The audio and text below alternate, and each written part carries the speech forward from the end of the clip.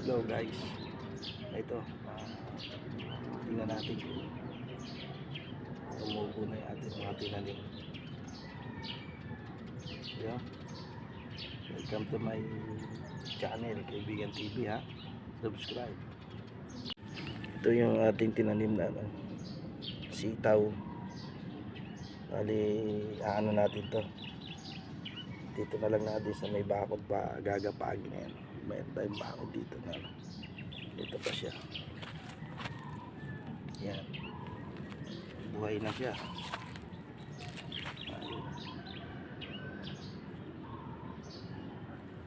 Ito naman mga maliliit natin na naka sa buhay na din.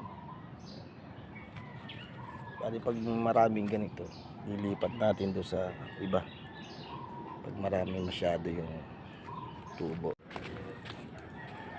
Ito yan, buhay na din siya. Yung mga ilagay natin, puntahan naman natin dito yung sa gilid. Ito nagpunla ako dito ng kamatis. Kamatis ito. Tapos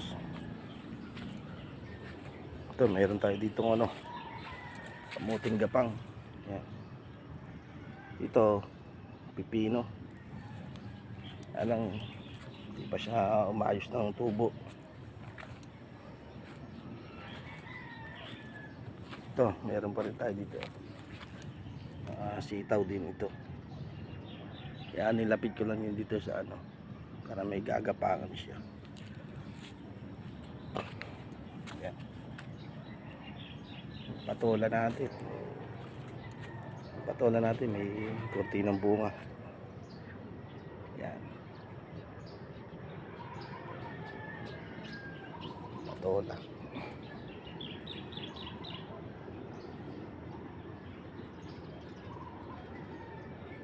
At tingnan naman natin dito yung nasa gilid.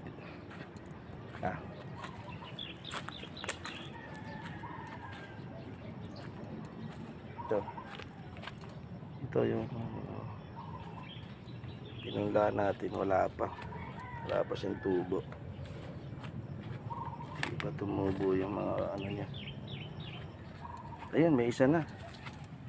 Ayan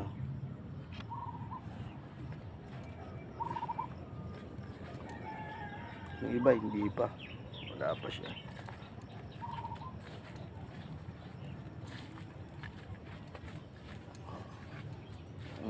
Wala pa.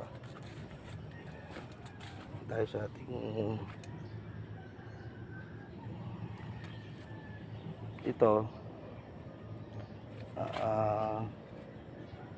susunod papalitan natin. Kaya lang order muna ako nung buto ng yung pechay Taiwan. Yun daw yung maganda, saka yun daw yung bihira yung nagagawa. May nakapagsabi sa akin kasi na tatrabaho sa isang fast food. Yun daw yung lagi nilang kailangan. Magagawa rin tayo, magtatanim din tayo nun yung